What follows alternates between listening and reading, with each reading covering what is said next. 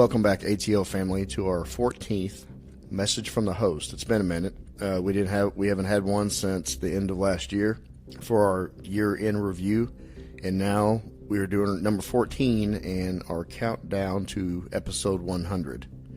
You've seen me post on that, and I've gotten a lot of feedback about it. And as far as where this show goes after 100, we still do not know, but I can promise this, that you're in for some great episodes leading up to an explosive number 100.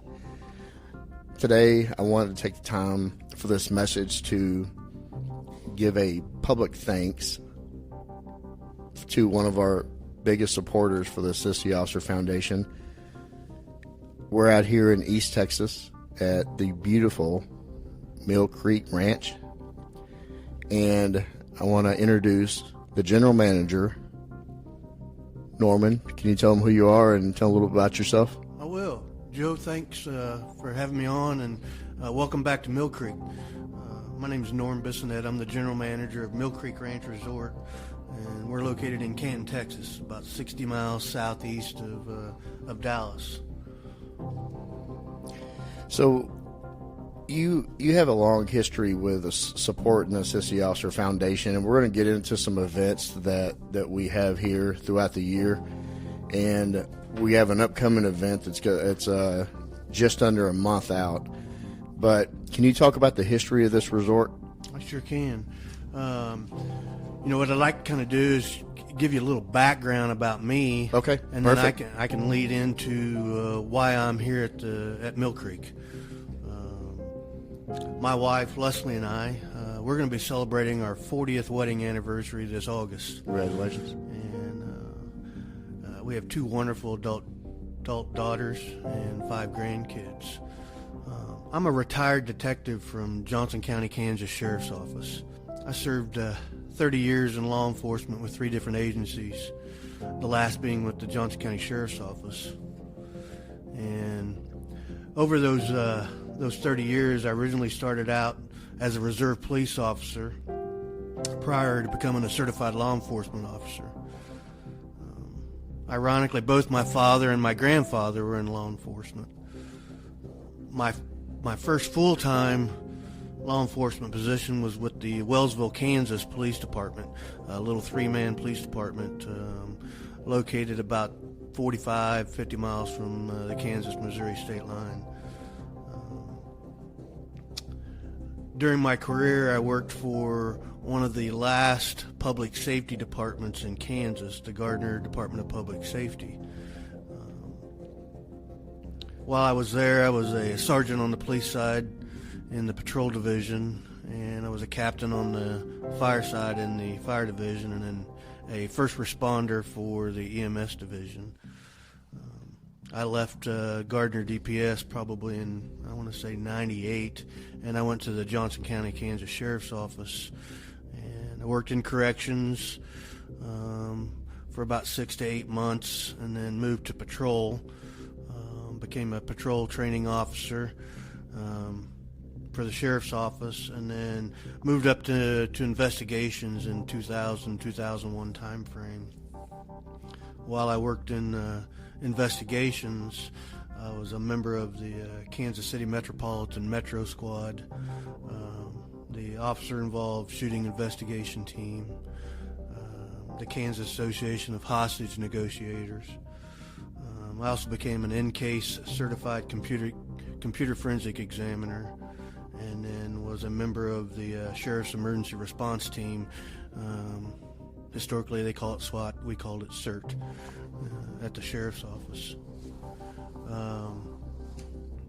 Sometime around 2012, 2013, I had told my wife after I retired that I wanted to move to Texas to be closer to our 2 grandsons at the time.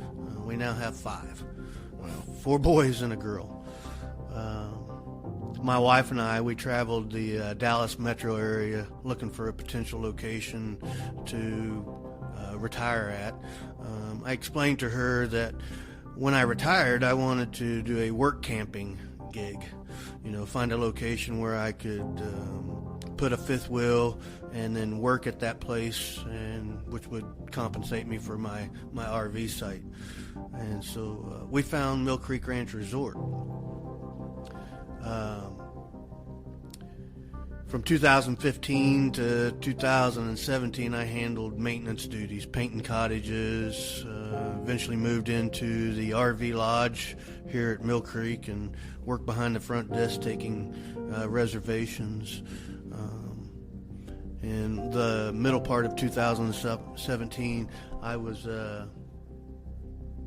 fortunate enough to be asked to become the general manager of the resort. And at the time, I'd had conversations with the owner, which is owned by the Stewart family, and the dad, Jim, asked me if I'd be interested in taking over the GM position.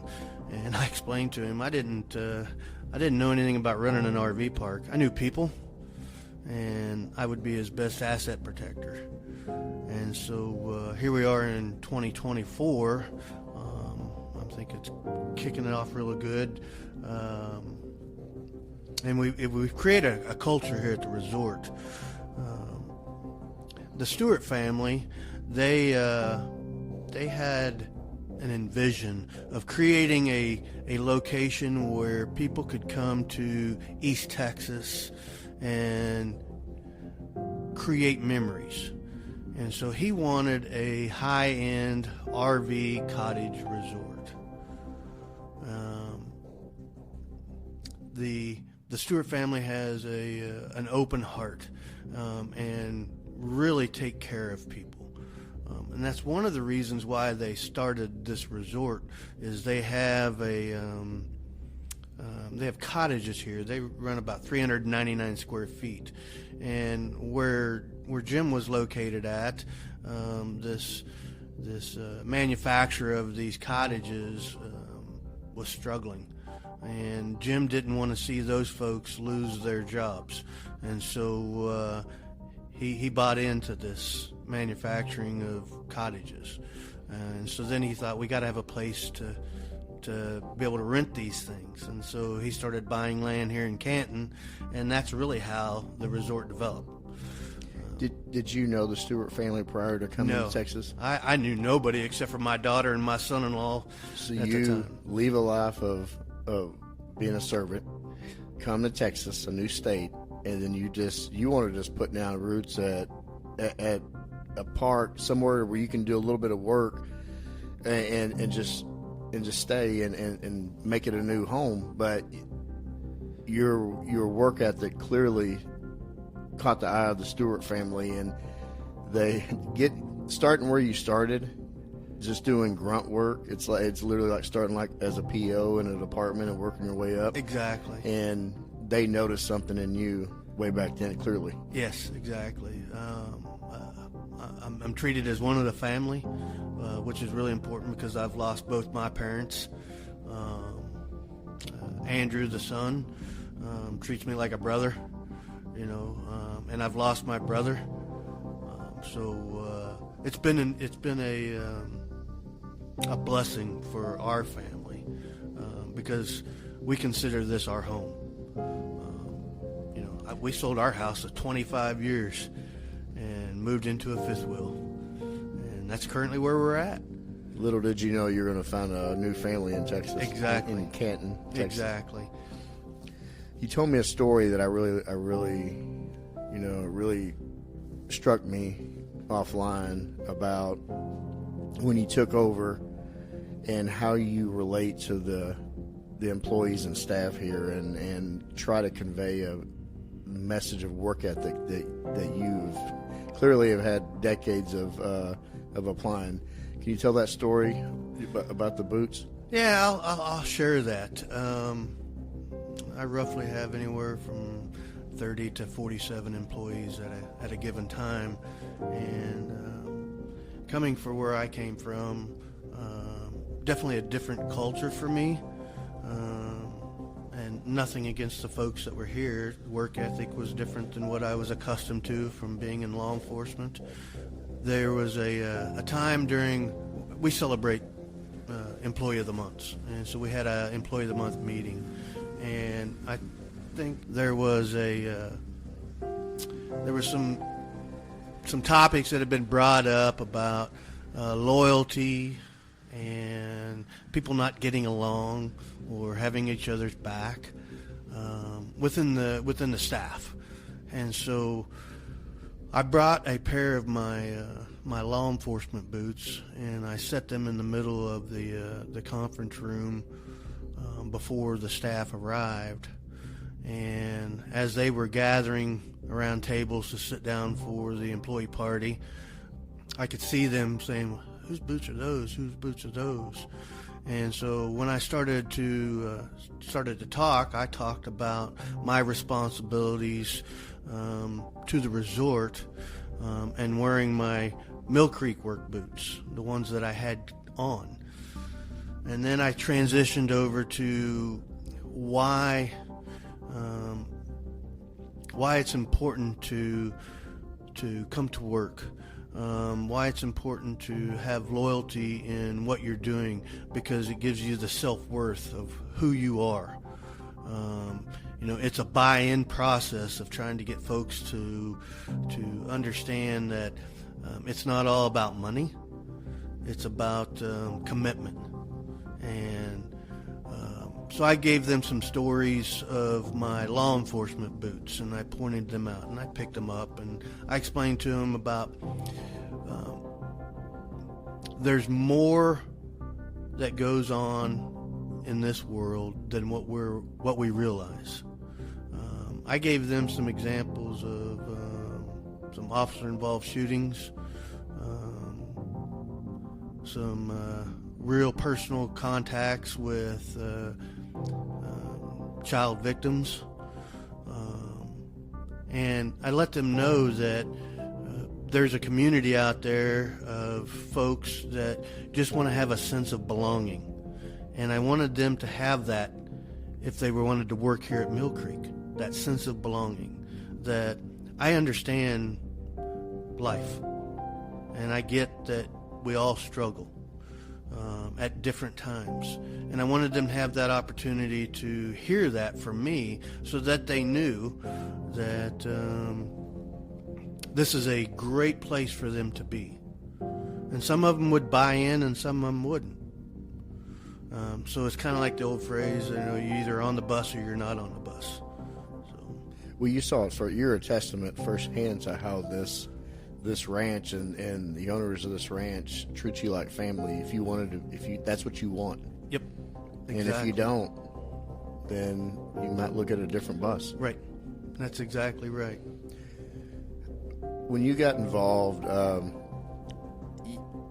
want to get into how did you create such a great relationship with the Assist the Officer Foundation, and I understand why you did it, because if you're more than almost your whole life, you've had a servant's heart and being a member of the Blue family, and then now understanding it like you do. How did that relationship start, and how did you develop that? So I have an events manager here at the resort, and she introduced us to Vicki. And Vicki White. Vicki White, yes. And early on, when I first took over, as you come in the resort, there's 3 flagpoles. There's a U.S. flag, the Texas flag, and at the time there was a Mill Creek Ranch Resort flag. The owners and myself talked about the need of wanting to change that flag, and I asked about putting up a public safety flag or a Back to Blue flag, and we've done that since 2017. And from my experience in law enforcement, and knowing that I wished there was a organization such as the ATO that you folks have, department-wide for all departments. And that's not the case. No. And it needs to happen. There needs to be a location where folks can come as law enforcement or first responders to be able to feel that comfort and be able to detach and say, I don't have to worry about the stressors of the job.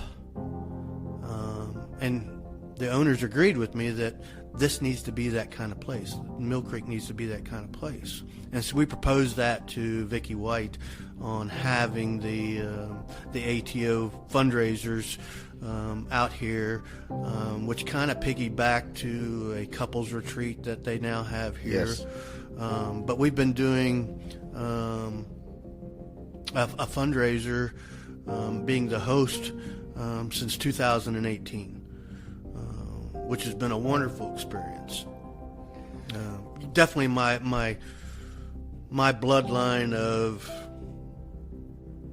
wanting to do something for our sisters and brothers in the blue or in the first responder field is deep.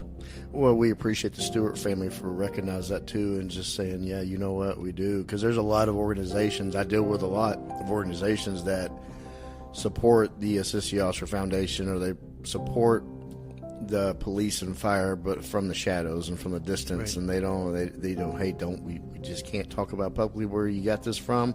We love you, we know we need you, but we can't publicly go forward with this, in this day and age. Yeah, we even did a thing when COVID first came in March of 19. We were fortunate enough from the Stewarts that we kept all our staff on, and then what we did was we became a location for public safety or first responders to be able to quarantine. Oh, wow. And so we've had officers from the metro area that had to quarantine out here, local officers that had to quarantine, firefighters, EMS folks. So we provided that location for them to be able to do that at no cost to them, which is really remarkable. In this day and age, it's very remarkable to have that kind of support. You touched on the couples retreat. I got to say, Vicki White and the spouses group, they work so hard on putting these together, and Vicki makes it kind of a personal mission to make it better every year. And having the loyal support of people like you and Stewart family in this ranch. We just had it about a month ago, a few weeks ago. Yeah, we normally do it around Valentine's Day. Yep, it was Valentine's Day weekend actually, and it, man, and the feedback we've gotten, just they hit it out of the park, and she's already planning for the next one for Wonderful. Next year. Yeah, I was talking with Christy Powell, my events manager, yesterday about that, in fact. And the first year we had 5 cottages that were occupied by the couples retreat. This last Valentine's weekend we had 27 cottages. So it's just grown. Well, Vicki, being a wife of a longtime first responder, and Lance, she understands and you know this as well, the family has to be involved. They got to be involved. They got to be supported. That way they can support. And they need to have education on the actual job and what the first responder goes through to know how to navigate that, because it's not easy, to be a spouse of a first responder, and because there are a lot of bad days. Yeah, back to the why, it's kind of why we support the foundation the way that we do. The Stewart family, who share that same passion, as you mentioned, we understand, first responders and their families, and we wanted definitely to be known as a location where these families can come together and relax and detach from their profession. It takes a special kind of individual to get into public safety. It really does. And during my law enforcement career, I've definitely witnessed and experienced life-altering situations that affected first responders. Being in that public safety field, it's often more than a job, or a career. It becomes your identity. And we want our folks with that identity to have a location that they can come and relax. Speaking of that identity, and everybody, it seems like when they're starting, after 5 to 10 years of being in it, you're already thinking about a timeline of, I'm looking forward to retiring and getting away from it, traveling, fishing, hunting, doing another job, whatever you want to do. But that is an identity that you take on and you live it, and your family has to live it as well. Sometimes they could be a casualty of your trauma. Yep. Whenever you decided to finally, after over 3 decades of doing it, how hard was it for you to take away that identity? I struggled the first 2 years after I retired.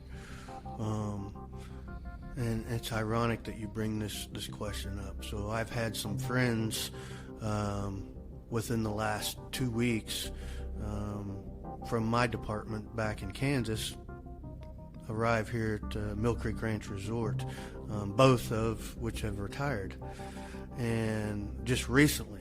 And one of the things I explained to them was the identity part never goes away, but there is life after law enforcement. And that's what it's taken me to be able to get myself into a position of staying busy.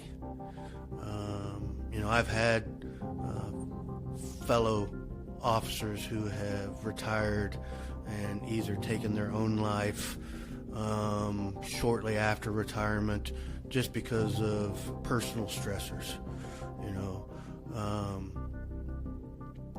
It took me 2 years, at least 2 years after I retired, to go, there's life after law enforcement, and there's so many more good people than there are bad, even in today's society. And for our future officers that are now coming on board, it's a different world for them. For me, when I thought about retirement, I had just tested for sergeant. Fortunately for me, I was able to look at the numbers and go, boom, it's time for me to step away. Whenever you made that decision, I know you came up here for the grandkids. What kind of fear was that, though, to leave all you've known in a state that you still love? I'm looking around your room here and I see Chiefs and Jayhawks. So that is a big step to not only shed this identity of being an officer and a servant, to go to another state of really a lot of unknowns. That whole that I said earlier, that it takes a special kind. I don't think you ever get rid of that brother or sisterhood of being in law enforcement, especially if you're in it for a long period of time. You go from spending the majority of your life with those folks and not your family because of the hours and the demands of that profession. And it's hard to comprehend that if you haven't experienced it, if you've never been in law enforcement. And I know most of our listeners are probably within that group. And for those folks that are contemplating retirement or what have you, know there's an adjustment period for that retirement. There's that bond that you've built with those folks. And fortunately for me, most of those folks that I had that bond with are now also retired. But what a education it was for me to really grasp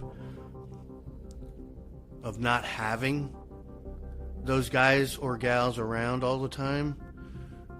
Totally different moving out of state. I was born and raised in Kansas. Most folks that are in our profession or that were in our profession, I don't say that are loners, but we are self-aware of our surroundings. And so I don't socialize a bunch, but I make a commitment to the staff that I have, of showing it's okay to be human and to have the work ethic that you want to have, create that family culture here to where when you get here, you've got that comfort level. I don't want folks to leave, when they're looking for a job. I'd rather them want to stay because of the culture. So it took me 2 years. It was a huge adjustment. I still feel like I live the cop's life, for my surroundings. But yeah, there's definitely an adjustment period. Well, the connectivity that you really, everybody craves some kind of connection in the connectivity to people that they know. And cops, first responders. Now you have a new home, a new state, and a new mission and why, and with this ranch, and I think it's amazing what you're doing here in the culture you're establishing here, because the family culture. You know your own family, but you also know the first responder family culture, and that's what, and a lot goes into that, including work ethic, loyalty, brotherhood and sisterhood, and it's really nice to see that you're providing that for your staff to know that they are family first. And I owe all of that to my background and how I was trained, how I, all the trainings that you go through, and I try to pass that on to the folks here, because I want it to be a place where they feel comfortable coming to work. And they enjoy it. Yes, yeah, that's the main thing. They have that self pride of ownership. Like they own this. Starting any organization or new task, you're going to have a lot of challenges, some hard, some some fairly easy transitions. But do you recall any challenges early on that were kind of put in front of you just had to deal with, and you also learned from yourself about you had to be flexible and change? I sure did. It's not knowing what the requirements are of a general manager, when your position is generally, or the business is generally, for outside guests to be able to come and enjoy themselves. I run anywhere from 35 to 47 staff members at a time, and when I first took over, I sensed there was probably some personal use issues amongst staff. Okay. And so then I did the typical screenings and what have you. But one of the things that I learned is from people's mistakes. We either cut ties with some, or some folks took accountability of their own faults. But we gave them the avenue of being able to stay on board, which is totally different than what I'm accustomed to, because I can remember a time in law enforcement in investigations where I had to interview a fellow officer who failed a mandatory drug screen, and that was a very challenging interview for me. So coming to the civilian side of life, I had to realize that folks need to be able to have an opportunity to grow. And I can say, two of my maintenance guys are probably their leads now, who had their own struggles in life. But what an testament to them to be able to oversee that and overcome those issues. I've had employees who have struggled, who are now employees of the month on numerous occasions, or employees of the year. And fortunate for us, we have a system in place that we can help with that. And we tend to do that. And again, because it's family. That's the culture that, you want to try and create. No, that's great, because it doesn't matter what you what you wear to work or what task you have. You're human first, and we all make mistakes. I mean, and anybody listens to this show, you'll hear that. You'll hear people admit their mistakes, and you know, the next episode we have releasing right after this message is a cautionary tale and a great example of how things can spiral out of control, but people can be accountable to and also grow and learn from it. And you as a boss coming from, you know, over 3 decades of being law enforcement and seeing how structured our profession is and how we are held to such standards in the public eye and even amongst ourselves that some mistakes are unforgiving. But I'm glad that you in your new role understand that life needs flexibility. Yes, and you know, it's okay to be a good person. You know, it really is. It's got to be rewarding to look now. You're talking about a lot of these folks that at one time struggled with let's just say life, right? And now they're thriving. And I think a lot has to do with culture that you established and what Mill Creek here, what y'all have going here. And the cool thing is you know, people just have to realize sometimes you just got to take accountability for your own actions, and there's support there, you know, which is another reason why I love the ATO the way that I do, is the support that they provide to the families, and it's not always a tragic event. It's a lot of, it could be a financial issue, yeah, you know, there's a lot of little things, medical issues, there's sick children. I mean, there's life happens, yep. And you need help, support. Yes. Yep. And that's one of the key reasons why I think this foundation is why we want to be a part of that. Well, we appreciate people like you, and you know, we need people like you and your organization to be able to help others. Yep. Because without our supporters, we cannot support those who need it. Well, that would be great if we could start talking a little bit about the First Responders Weekend then. Yep.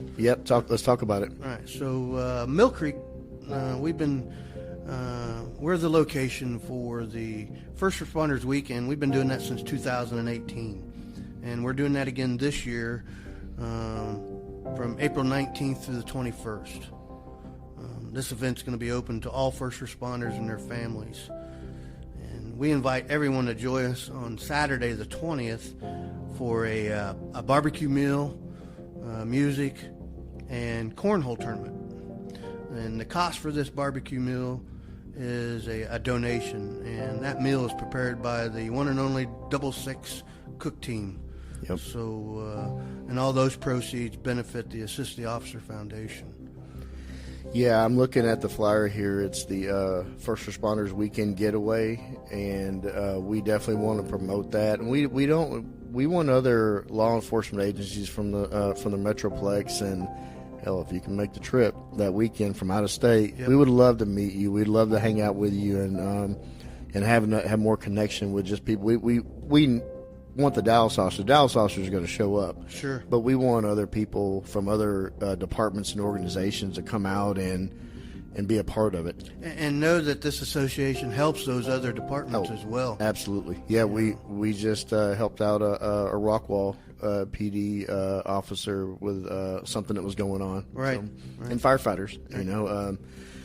Come out and join us and be a part of it. It's going to be April 19th to the 21st. I'm looking here, 6 p.m. On the 20th. We're going to have the cornhole tournament and the barbecue. And he mentioned the 6 cook team. That is a bunch of volunteers, retired DPD or current DPD, that come out, and these guys are good on a damn smoker. Fabulous. They're great, and they'll sit there and just cook until they have nothing left, and then they'll find more to cook for the people to add to this event. Norm, we just talked about the great First Responders Weekend. Do you have any other events you got coming up that you want the listener to know about? Well, I can tell you that later this fall in October, October 19th, in fact, the Canton Police Department, along with Mill Creek Ranch Resort, hosts the Servants for Santa fundraiser. And all first responders and their families, along with the public, are invited to come to this fundraiser. There's going to be a chili bean and dessert cook-off.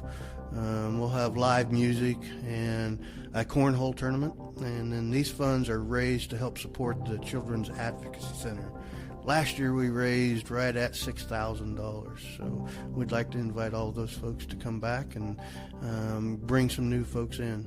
Yeah, my wife, being in child abuse there in Dallas, she works at the Advocacy Center there, and those are true angels. Back in Kansas, they call it the Sunflower House, and so it's just it's a whole different world for those folks, and they need supported as well. Absolutely. So I want to leave the listener with a lasting impression of Mill Creek Ranch. Can you help us out with that? You bet. On behalf of the Stewart family and my entire staff, I want to have folks come to Mill Creek Ranch Resort to create memories, and that's what we're in the business for. This is a location for you guys to come and relax and enjoy the fellowship of your fellow brothers and sisters in the public safety field. It's a family atmosphere. I have on staff, I've got fathers and daughters and son-in-laws working. My wife Les and my youngest daughter Britt and my daughter-in-law Jess, my oldest daughter Monica, and my son-in-law Eric. They're all a part of this family atmosphere. We use extended families. We have, like Christy Powell, our events manager. We'll use her family as well to help out during events.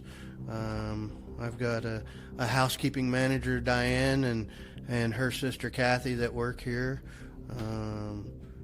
I've got some folks in my maintenance department that are relatives to each other, and that department's run by a great guy by Gary Barber, and